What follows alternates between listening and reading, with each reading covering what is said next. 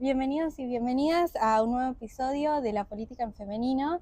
Esta vez tenemos el honor de tener como invitada acá a Rocío Figueroa, legisladora electa por la Ciudad de Buenos Aires, que va a ser este año una de las más jóvenes en asumir y que además también es licenciada en Gobierno y Relaciones Internacionales. Así que bueno, Rocío, muchas gracias por estar acá y bueno, para empezar, me gustaría que nos cuentes un poco cómo fue tu paso por la política, porque de hecho, bueno, yo te escuché muchas veces hablar y contar tu historia respecto a cómo vos cuando eras, bueno, adolescente y más joven viste cambios y transformaciones en tu barrio, digamos, en Mataderos, gracias a políticas públicas y empezaste a tener como esta concepción positiva de la política como transformadora y demás. Y bueno, quería saber un poco cómo llegaste a vivir esto como ciudadana a, bueno, empezar a ser vos parte también de esta gestión. Bueno, genial. Primero, gracias por la invitación. Está buenísimo que tengamos estos espacios para conocernos. ¿Cómo empecé? Es larga la historia. Voy a ir mucho antes de los cambios y quizás como la conciencia ciudadana. Cuando fue la crisis del 2008 del campo, yo en ese momento tenía unos 9 años, 10 años más o menos. Hoy tengo 28 años. Y ya en ese momento me pasaba algo medio loco, que es que yo jugaba a que dirimía ese conflicto del campo. Sí. Obviamente mi juego era mucho más sencillo, era un trueque de gallinas por no sé qué, y bueno, se solucionaba. Claro. ¿Por qué jugaba eso? No tengo mucha idea. Probablemente tenía cierta influencia de que cuando veía mis novelas de Cris Morena, alguna que otra vez se interrumpían por cadenas nacionales. Claro. Entonces como que quedaba un poco impregnada esa conversación, si querés, medio en el éter de mi cabeza. Pero era eso, porque en mi casa no se hablaba de política. Yo no vengo de una tradición política. Mi familia no hace ni relacionado algo cercano a la política. Mi mamá ni siquiera tiene título, es una mina que siempre laburó como en el área de salud. Y mi papá, licenciado de higiene y seguridad y químico, y se dedicó más a eso. Mi hermano es actuario, laburó siempre en el privado. Yo tengo un hermano que es más grande. Entonces era un poco loco que me pasara eso. Pero bueno, me gustaba ese juego. Después en primaria no tanto, quizás un poco más en secundaria, cuando ya empieza la lógica de la adolescencia y del curso, y siempre me terminaba pasando esto de o llevar adelante una pelea con los profesores, o no sé, en quinto año que teníamos la conversación del viaje de egresados, me acuerdo que yo me peleaba con la empresa, y después de eso los padres me decían, no, bueno, vos tenés que ser abogada. La típica, sí. La típica. Yo sabía que me quería dedicar a política, pero no entendía bien ni cómo, ni cuándo, ni dónde, ¿viste? Porque si no tenés a alguien que te acerque, a veces parece que está un poco lejana. Me pasó que me fui de vacaciones con mi familia y en ese viaje mis papás no sé qué estaban haciendo y yo me quedo un rato sola. Y se me sienta una persona al lado, bastante más grande, era un colombiano me parece, y como que en una conversación con él a mí se me abre la cabeza, porque hasta ese momento yo quería estudiar abogacía, yo pensaba que era el camino, claro, para poder empezar a hacer algo relacionado a la política. Siempre me pasa que me convocaban, si querés, algunas peleas y lo que yo creía que era justo lo defendía. Era medio ingobernable en ese sentido en el colegio. Yo iba a muerte. Desde eso o desde que había un compañero más chiquito y tenía los cordones desatados, y mi mamá siempre cuenta lo mismo, que salíamos de salita de 5 y yo le ponía la campera y le ataba los cordones a un compañero mío que era físicamente más chiquito que yo. Sí. Pero siempre me pasaba lo mismo. Y él me dice, no, bueno, no tenés que estudiar Derecho. No, yo no te veo como abogada. Si vos tenés que estudiar algo de ciencia política, de relaciones internacionales. ¿Qué es eso? Claro, ni sabías que existía. Pero no, carrera. Si estaba súper lejano. Esto era sí, cuando creo que yo tenía en ese momento 16 años o 15 años. Dije, bueno, y quedó ahí. Un poco más de grande, hago el test vocacional. Obviamente me da para toda el área de sociales y empiezo a ver opciones de carreras y finalmente elijo esta, que es gobierno y relaciones internacionales, que es como la combinación de ambas cosas. Primer año de la carrera, por supuesto, digo, no, yo quiero ser canciller. Como dije, bueno, listo, hacer política para mí es eso. Curso el primer año de la facultad, medio orientada por ese lado, y me doy cuenta que mucho no me gustaba. Que no tiene nada muy divertido. Claro. Y ahí ya estaba, obviamente, Mauricio como jefe de gobierno. Yo te estoy hablando, yo terminé el secundario en el año 2014. 2015 fue mi primer año, si querés, de facultad y de empezar a tener algún que otro laburo. Era niñera, moza, me las iba como ingeniando. Pues fui profesora de inglés, cuando buscando esos laburos para subsistir. Y digo, eran las elecciones del 2015, para Mauricio presidente. Yo decía, che, esta gente está haciendo cosas, ¿viste? Están haciendo cosas copadas. Lo voto y como que cada vez me tiraba más a acercarme al PRO. Y puntualmente termino de tomar la decisión de ingresar al PRO. Pensá que yo era una hoja en blanco, que en mi casa no se hablaba de política y que yo ahí podía tirar para cualquier lado, ¿no? Claro. No tenía una influencia real de nadie. Y me pasó genuinamente que lo que me hace el clic en la cabeza, en Lugano hay un shopping que se llama, un Jumbo en realidad, Sí. que está en la intersección de dos avenidas muy importantes que se llaman Cruz y Escalada. Cuando yo tenía más o menos 15 años y la joda con mis amigos era ir a un shopping o ir a pasear por algún lado de la ciudad, qué sé yo, comer algo, boludear. Mi mamá no me dejaba ir a ese Jumbo, ni mi mamá, ni las madres, digamos, del resto de mis amigos, porque era un poco peligroso, porque enfrente del Jumbo sobre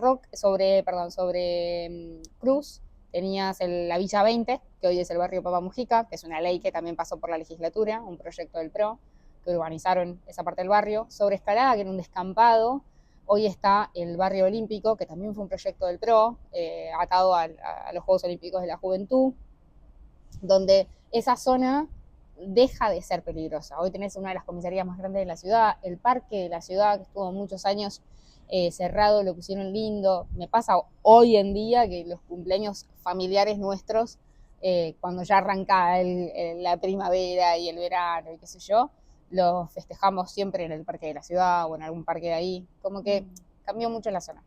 Y a mí me definió, viste, empezar a militar con ellos.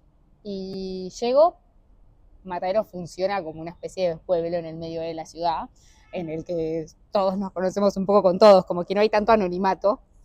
Conozco a alguien que se llama Matías Pantalali, que también iba a mi colegio, era un poco más grande. Bueno, me termino acercando a un local que resultó ser el equipo de Cristian Ritondo. Y yo ahí encontré un montón de cosas, más allá de la militancia. Encontré amigos, encontré pibes del barrio que hablaban en mi mismo código, que quizás frente al resto de los prejuicios que la gente del barrio me decía, como, no, ¿qué haces en el PRO? No tiene nada que ver, sos de Matadero, ¿no te pareces? La verdad es que encontré algo que sí se parecía a mí, ¿viste? Como nada parecido a lo que me decía mucha gente por estos prejuicios que habían tenido, ¿viste? Y bueno, y arranqué a militar ahí, encontré una banda de gente divina que está ahí porque piensa en la gente, porque ayuda a la gente, comprometida con su laburo, que no hay un vecino, viste, que estás en un local y que pase y diga, no, ustedes a mí me ayudan con esto, con aquello, como que siempre te cuentan ejemplos, vecinos. Y me quedé y no me fui. Y eso fue en el año 2016. Como que pasó todo ese primer año de transición de la carrera, empecé a militar y al poco tiempo conozco a alguien en la facultad que trabajaba en el gobierno nacional de Mauricio y abrían un programa nuevo. Entonces le dije, che, te doy mi CV. Y yo estaba tan manija de laburar, que aparte llegué a esa oficina y era hermosa la oficina, toda vidriada, había gente tirada en el piso, haciendo, no me acuerdo qué, y había otros, era como, yo siempre dije, wow, quiero trabajar acá. Estaba tan manija que en la primera entrevista les dije, igual yo, si quieren puedo trabajar ad honorem. Me encanta. Digo, voy a trabajar gratis. Sí. Bueno, nada, spoiler, no trabajé gratis. Me contrataron y ahí arrancó un camino súper lindo en el PRO que es una historia que se sigue escribiendo. Claro. Ay, bueno, qué linda historia. Se ve también mucho como esa sensibilidad que tenías, bueno, por el otro y por frente a las situaciones, también en darte cuenta. De hecho, vi un video tuyo también que ibas con tu mamá, que puede ser que ya hace Uber, entonces Ella iban se- viendo, claro, iban viendo cambios que hubo en la ciudad, digamos, que ustedes vieron. Bueno, en toda esa zona, fuimos a Sí, recorrer toda esa que zona. fueron a recorrer Sí, y también te escuché decir que a vos te parece importante también a veces sentarte en mesas de personas que piensan distinto sí, obvio. y escuchar, digamos, otras posturas, lo cual a veces es, para la gente más grande, tradicionalmente tal vez suena como más ingenuo, Mm. pero que tal vez es lo que te abre un poco la perspectiva. Y bueno, justo relacionado a esto que te escuché decir, quería saber, bueno, qué hábitos o qué costumbres tenés vos que te llevan a capaz desarrollar como esta sensibilidad o esto de saber por qué lado hay que ir para tomar decisiones y que tal vez ese es lo que te llevó a estar donde estás hoy y que tal vez ahora cuando, bueno, cuando asumas empieces a trabajar esos temas según, bueno, lo que estuviste viendo. ¿Qué cuestiones así haces, digamos? Varias cosas. En primer lugar, si hacemos política es porque tenemos que tener una profunda vocación de servicio. Yo creo que todos los que estamos haciendo política en distintos lados, incluso en distintos partidos, lo que nos une es la vocación de servicio, porque estás muy atravesada, ¿viste? Por eso. Y me parece que es algo que no tenemos que soltar. La política es para la gente, es por y para la gente. O sea, uno ocupa lugares porque la gente te vota. Los que son directamente electorales y los que son de gestión también. O sea, si estás convocada a laburar en gestión para un gobierno, también indirectamente te eligió la gente. Entonces me parece que eso es de lo que no nos tenemos que olvidar. Y respecto al otro, yo no sé si tengo como una matriz o una misma toma de decisiones que siempre recorre el mismo camino y me lleva siempre a los mismos lugares. Es como que yo soy una persona que le gusta explorar, ¿viste? Y creo que uno realmente no puede amar lo que no conoce. Entonces desde ahí parto en general. Intento siempre tener conversaciones con gente de, primero, distintas áreas laborales. Yo no me cierro nunca a conocer gente en general. Tengo como una premisa que es que allá afuera siempre hay alguien como súper piola para conocer y para vincularte. Y aparte porque los problemas que uno resuelve a través de la política no son necesariamente solo políticos. Siempre tenés tres dimensiones, si querés, de las cosas. La dimensión del privado, la dimensión de la política y la dimensión del tercer sector. Y una cuarta, si querés. Estoy pensando como en políticas públicas muy grandes, pero ponele que decisiones quizás un poco más micro, la dimensión del ciudadano y lo que el ciudadano ve todos los días. Si vos estás lejos de eso, ¿qué decisión puedes tomar? Sí, yo puedo tomar una decisión con no sé, encuestas, con métricas, con impacto, pero la verdad es que necesitas el uno al uno, porque nosotros trabajamos con gente y la gente no es 2 más 2 es 4. Hay un montón, hay tantas miradas como personas habitan esta ciudad. Si querés, hablemos solo de ciudad, hay 3 millones de miradas distintas, más 3 millones más que entran todos los días a trabajar, a circular por la ciudad. Si uno está desconectado de eso, me parece que también es muy difícil y ahí sí perdés la sensibilidad. No sé, no hay que no hay que dejar de tener contacto. Obviamente todavía no asumí, estamos en septiembre, voy a asumir en diciembre, tengo como unos largos 4 años a recorrer, pero algo que me propuse yo y que yo sé que lo voy a seguir sosteniendo porque también es un poco lo que a mí me gusta hacer, en mi mundo se llama militancia, el mundo normal es contacto con la gente. No dejar, viste, de hacer eso de manera rutinaria, no dejar de juntarte con gente todas las semanas, a escuchar, a ver qué pasa, entender sus necesidades. O sea, la política es eso, es un proyecto donde realmente el foco es la gente, sus problemas y la política tiene que estar al servicio de solucionar eso. Y si no son problemas, también mejorarles la calidad de vida. Quizás no hay un problema puntual, pero sabes que puedes tomar una decisión que diga, che, no sé, no se me ocurre ahora, ruidos en la ciudad. Y quizás hoy no lo estamos planteando como un problema, pero de repente si empezamos a laburar el ruido en la ciudad y bajamos los decibeles de sonido, podemos empezar a vivir tranquilos y eso también te da más calidad de vida. Así hay un montón de ejemplos. Parece que eso hay que poner el foco en las necesidades de las personas. Y la política para mí es eso. Y el PRO, voy a ser un poco reivindicativa del PRO porque, bueno, es mi escuela, es mi casa. El PRO nace como un proyecto que era un proyecto más grande que la marca en sí misma, ¿viste? Que era, che, hay que cambiarle la vida a la gente, era esta vocación de cambio, esta vocación de se puede vivir mejor. Y a mí me invita a eso, ¿viste? Me invita a pensar que ahora en la ciudad, pero lo planteo como país, a lo largo y a lo ancho del país, yo genuinamente creo que vivimos en uno de los mejores países del mundo para vivir. Pero no porque sea sencillamente una fanática, sino porque tenemos algo, el argentino tiene algo que a mí me fascina y me doy cuenta cuando viajo. Yo intento viajar todo lo que más pueda, siempre. Me parece que el viaje es muy formativo, porque conoces otras culturas, porque conoces otros desarrollos de infraestructura, porque conoces otras organizaciones de sociedades y que también te ayuda a repensar y a ver, no vas a descubrir nunca la pólvora, ¿no? A veces sencillamente es entender qué está pasando en otros lados y traer buenas ideas a la ciudad donde te toca o al país donde te toca, digo, al lugar donde te toca hoy liderar, traes buenas ideas que obviamente combinen con la cultura de la gente. Y me pasa mucho viajando que siempre termino reconociendo lo mismo, que es que este es un país que la gente se cuida mucho a sí misma, aunque a veces parece que no. Somos muy amigueros, somos muy familiares, ¿viste? Esa cosa cálida de conectarnos con el uno con el otro. Es una sociedad que es muy sana. Nosotros tenemos un sistema político que es muy sano. Acá no se muere gente. No sé, justo esta semana pasó este caso del estadounidense que le pegaron un tiro. Eso acá no pasa y no va a pasar. Entonces, para mí nosotros somos una sociedad espectacular. Lo que quizás tenemos es a veces, bueno, no tan buenas decisiones de gente que gobierna o algunos problemas como medio estructurales a resolver en cuanto a la economía y demás, pero que te reivindica que el centro tiene que ser las personas. Y a mí me interesa que mi proyecto político vaya de la mano de eso, ¿viste? Que sea servicio, no es por el lugar que uno ocupa, no es por el poder. ¿Qué busco sino? ¿Qué vas a buscar? Prestigio. ¿Y qué es el prestigio al final del día? Es como dopamina. No, bueno, no sé, para eso no hago esto. Me pasa eso y estos 10 años ya, wow, 10 años de militancia y de camino, y siempre me pasa un poco lo mismo, y siempre me motiva un poco lo mismo. Me encanta.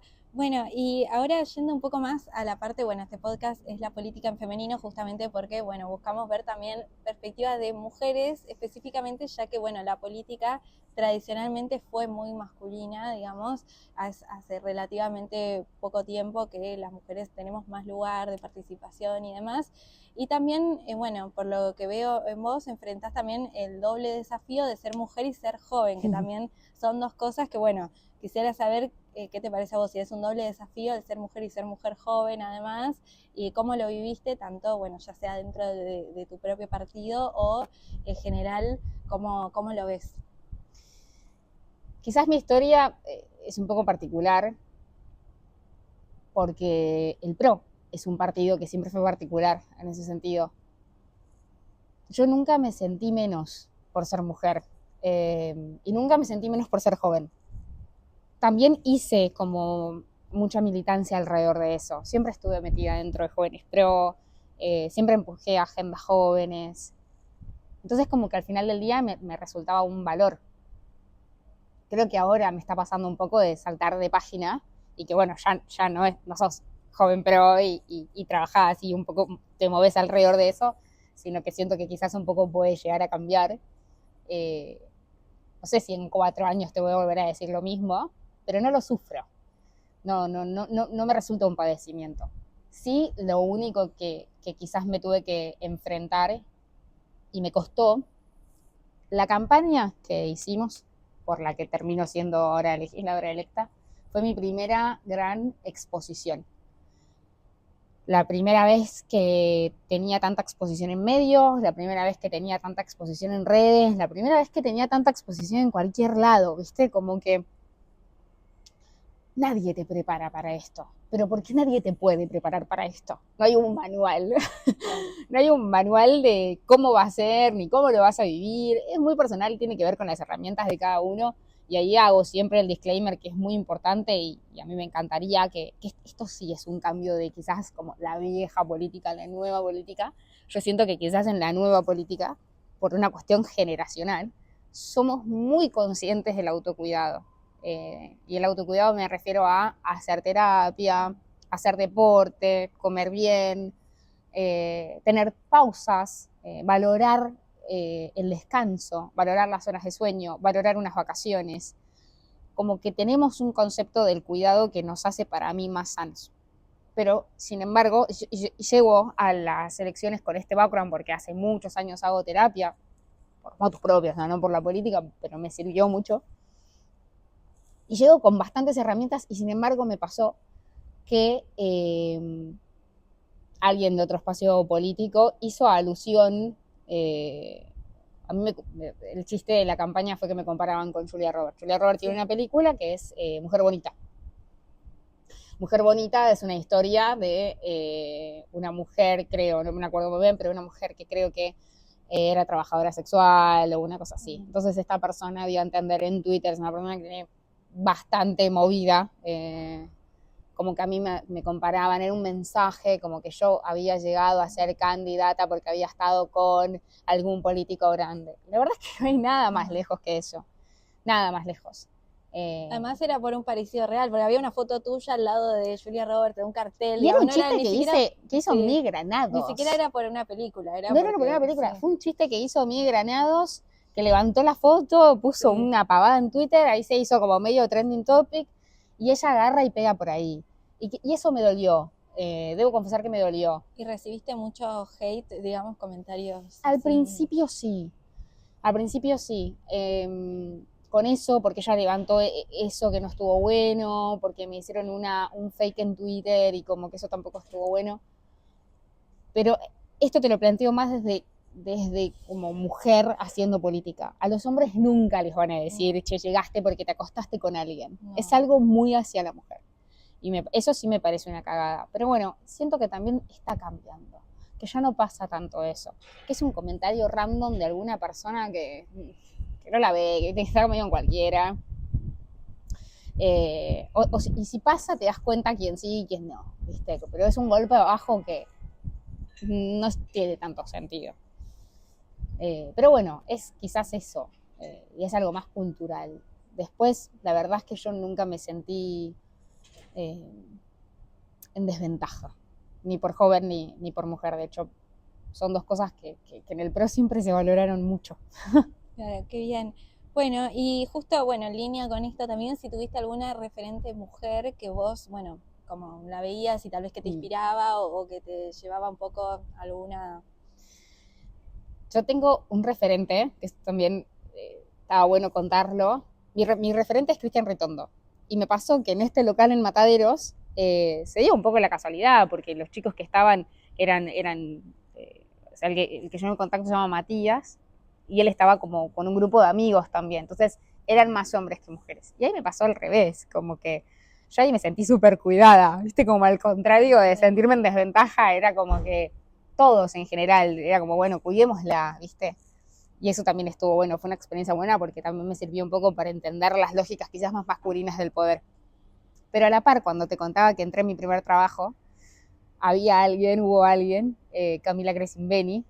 Cami fue diputada nacional, en ese momento era directora nacional, el lugar que yo entré a laburar es donde ella era directora nacional, y yo con Camila flasheaba, pero mal. Camila tenía 28 años, creo, o un poco más chica, 26 años cuando la conozco, más o menos mi edad. Yo tenía 19 años. Claro. Y Camila era una bestia, era una militante de aquellas, era una mina que yo me sentía muy referenciada con ella porque era una piba que se formaba y le gustaba leer y le gustaba mucho formarse, es bastante intelectual, le gustaba viajar, tenía una agenda internacional también, hablaba muy bien inglés y encima de todo era muy buena haciendo política y era muy buena teniendo esa chispa, ¿viste? Convencía, tenía una mística bárbara y una piba que se rompía el lomo de llegar a diputada nacional. Después le pasaron algunas cosas muy personales y hoy está un poco alejada de la política, pero es una piba que vibra política. Y yo la admiraba mucho a ella y me referencié mucho en ella. Yo creo que ella fue como una de las personas que a mí más me motivó a animarme a hacer carrera política, ¿viste? A empujar por lo que yo soñaba, a no claudicar en la facultad, a meterle, y laburábamos un montón en esa dirección, y nos despertábamos a las 4 de la mañana para irnos a Mar del Plata, porque teníamos que entregar un expediente allá, y quizás en el viaje, no sé, me pasó mucho, yo vivía en Mataderos y esta oficina era en Palermo, entonces me tomaba el 55. Yo hice prácticamente toda mi carrera en el 55, porque era mucho tiempo de viaje. Claro. Y laburábamos todo el día, después volvía y tenía que rendir, y todo eso como que macheaba, y ella era una de las personas que la mirás y decías, che, vale la pena, vale la pena. Así que sí, ella, re. Bueno, y pensar que ahora vos estás siendo también una referente como la que vos, bueno, en ese momento decís que también lo estarás haciendo para un montón de otras chicas que, bueno, que te estén ahora, sí, bueno, generar hombres y mujeres que sean más jóvenes y que te vean y vean eso en vos.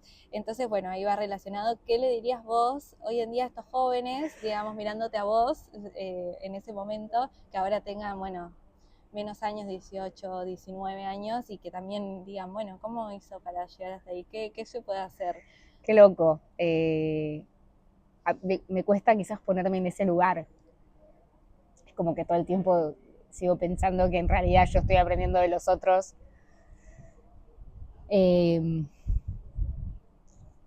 Voy a cambiar la pregunta, voy a decirte qué me hubiera dicho a mí cuando yo tenía 18. Sí. Que vos a los 18 recién tenías tu primer trabajo, recién arrancando. No entendía nada, recién arrancando. Que no le ponga techo al sueño, ¿viste? Como que está bueno, no quiero que suene romanticón, pero que está bueno soñar, que está bueno ponerse un norte y que está bueno ir por eso. Y que no hay que olvidarse de esto, de la vocación de servicio, y de que lo que uno está haciendo acá es por la gente, es por y para la gente, y que la política tiene que ser eso. Porque a veces lo que quizás sí me parece que he visto muchas experiencias fallidas, mucha frustración, ¿viste? Mucha ansiedad de llegar al lugar, y es el camino, ¿viste? No es tanto el lugar al que llegás, es el camino, es para el que lo estás haciendo, no es por el prestigio, no es por el poder, no es por el ego, no es para aumentarte el ego. Para aumentarte el ego, anda al gimnasio, marcate todo, trabate los abdominales, sacate una foto, subila a Instagram y que te llenen de likes. Pero esto, no sé. Y es algo que yo también me lo repito todos los días. El por qué y el para qué. Y el tener un para qué claro. Para mí el para qué te ordena, ¿viste? Es como esta cosa de tener tu misión, tu visión. Sí. Si vos te levantás todos los días con un para qué claro y vas por ahí, es muy difícil después equivocarte, si querés. O sea, sí, te vas a equivocar todos los días, pero equivocarte en la toma de decisiones de tu vida. Creo que hay algo que pasa mucho ahora, que es un poco para mí de la mano del momento que estamos viviendo de redes sociales y la sobreinformación que tenemos. Hay como una frustración, o no, de sobre todo nuestras generaciones y para abajo, de tipo, che, el otro tiene la mejor vida, la mejor pareja, y nunca es suficiente. El auto, el viaje, la casa, y estás como todo el tiempo masivo, bro. Sí, eso estaba pensando, sí. Es terrible. Sí. Eso es muy frustrante. Me parece que el ser humano no está diseñado para eso. El ser humano estaba diseñado para otra cosa. El ser humano no estaba diseñado para vincularse por aparatos. Estamos diseñados para vincularnos cara a cara, para que yo pueda hablar con vos, vos puedas hablar conmigo, yo pueda entender tu lenguaje no verbal, vos puedas entender mi lenguaje no verbal. Hablar baja la ansiedad.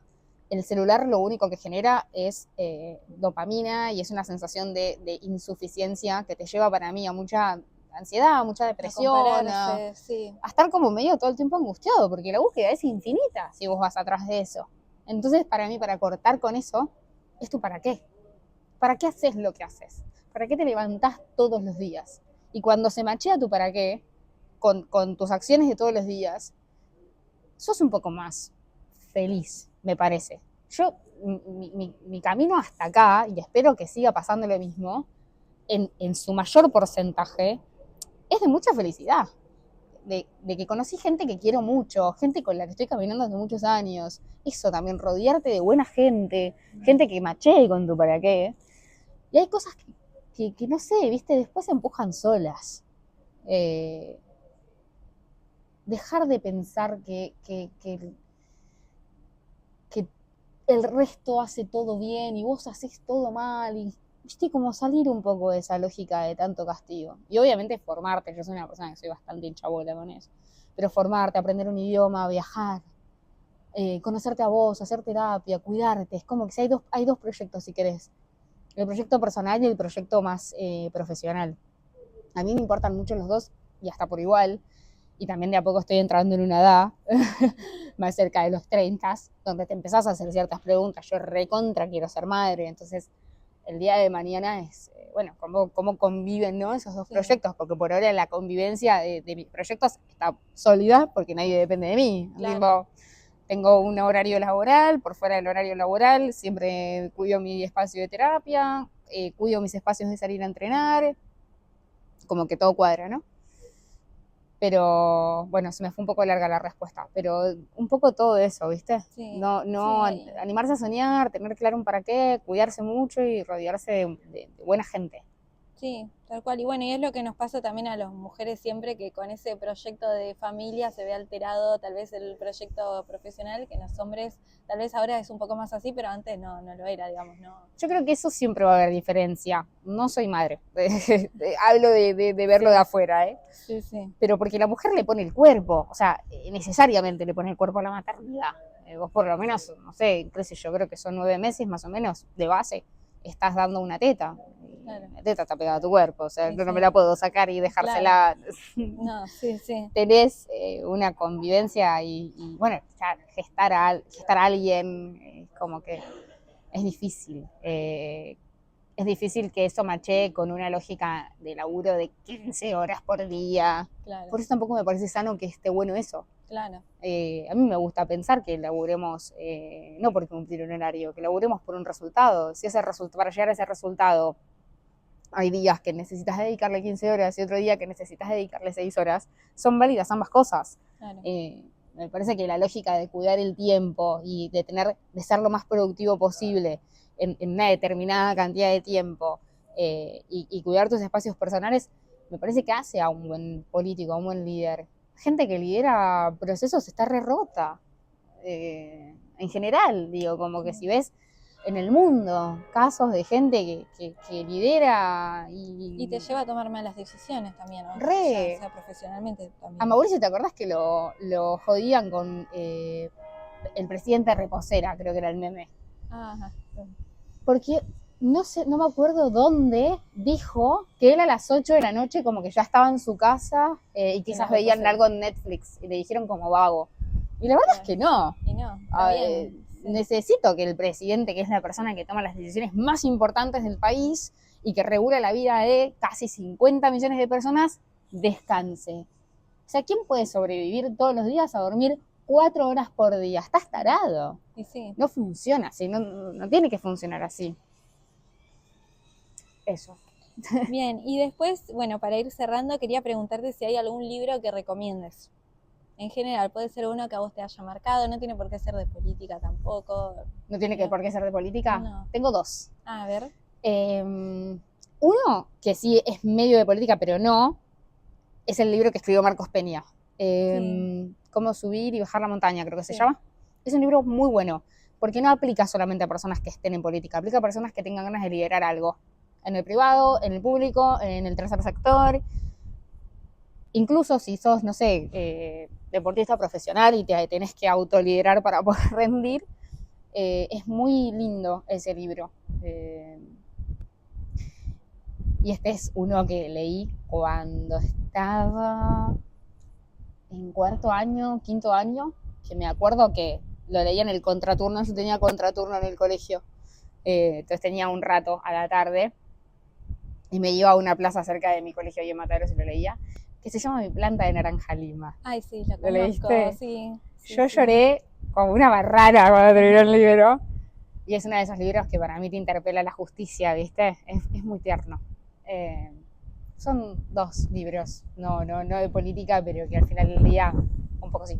Bien. Bueno, y ahora sí, para terminar, bueno, justo que estamos construyendo este espacio con el podcast de distintas invitadas, de, bueno, repensando lo que tiene que ver las mujeres en la política y demás, quería preguntarte, bueno, para vos, ¿qué sería hacer política en femenino?